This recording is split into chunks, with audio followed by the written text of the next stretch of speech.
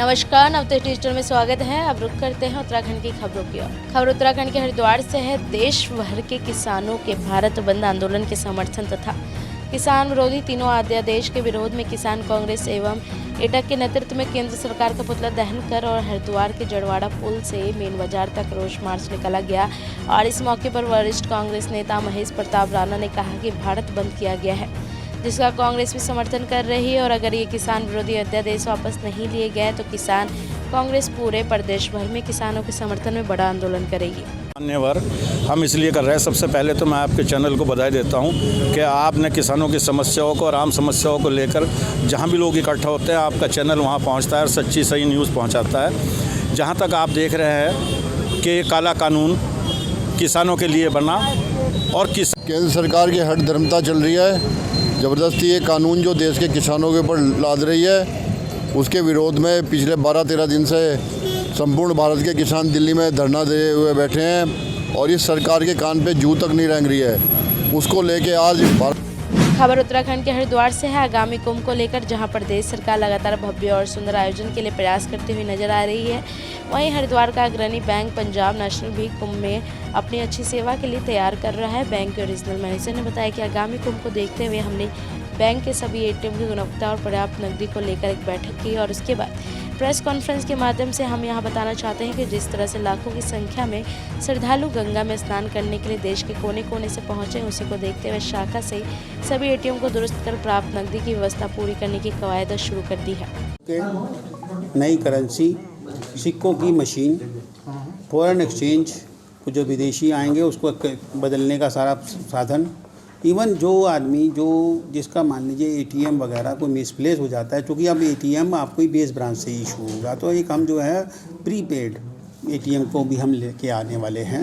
तो खबर उत्तराखंड के हरिद्वार से है। हरिद्वार के ज्वालापुर में भूमि विवाद घेरा गया। पिछले 50 वर्ष से चल रहे विवादित मामले में कोर्ट के फैसले से नाखुश होकर कब्जाधारियों ने आत्महत्या की चेतावनी दी है। उन्होंने कहा कि बंटवारा के समय हमारा परिवार पाकिस्तान से यहाँ आ गया था, तभी से हम 25 लोगों का परिवार यहाँ रहता है।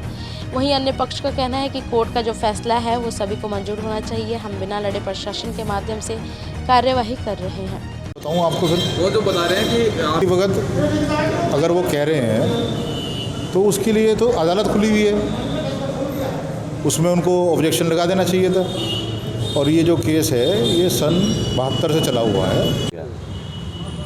1950 से यहाँ पे पाकिस्तान से जब से आए हैं तब से यहाँ पे बैठे हैं, हमें काबिज है। ये शिव कुमार है, सराफ है, ये पूंजीपति आदमी है, भू माफिया। इसका कहना यह है कि यहाँ मेरी ज़मीन है, इसकी ज़मीन कोर्ट में PWD में जा चुकी, सड़क पर जा चुकी है। ये हमारे से कब्जा मांग रहा है और सुप्रीम कोर्ट। ये गुरदीप कौर स्टे लेके आई है, मैं इसमें स्टे लेके आई हुई हूँ। इतनी ज्यादती नहीं होनी चाहिए। एक बड़ा पैसे वाला आदमी गरीब आदमी को नहीं सताना चाहिए जिस तरह सता रहे हैं वो। खबर उत्तराखंड के हल्द्वानी से है। पहली बार पुलिस महानिदेशक अशोक कुमार हल्द्वानी पहुंचे, जहां उनका पुलिसकर्मियों और स्थानीय लोगों द्वारा जोरदार स्वागत किया गया। वहीं लोगों से जन संवाद करते हुए अशोक कुमार ने लोगों की समस्याओं को सुना और उनका निस्तारण किया और पत्रकारों को संबोधित करते हुए कहा कि हम उत्तराखंड को अपराध मुक्त उत्तराखंड बनाएंगे। वहीं महिलाओं पर होने वाले अपराधों पर अंकुश लगाने के लिए सभी पुलिसकर्मियों को निर्देशित किया गया।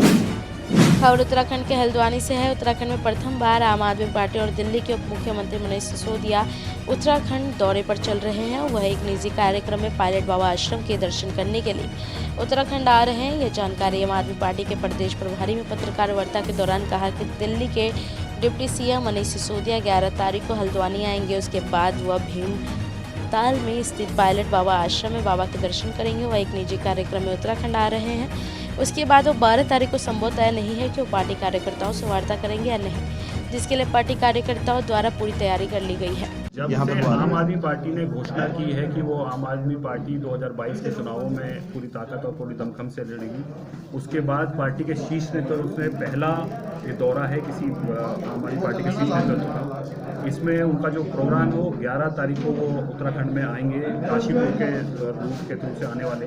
साथ ही साथ 12 तारीख को वो कैची धाम आश्रम है। बने रहें देश विदेश की ताज़ा तरीन खबरों के लिए नवतेज डिजिटल के साथ। नमस्कार।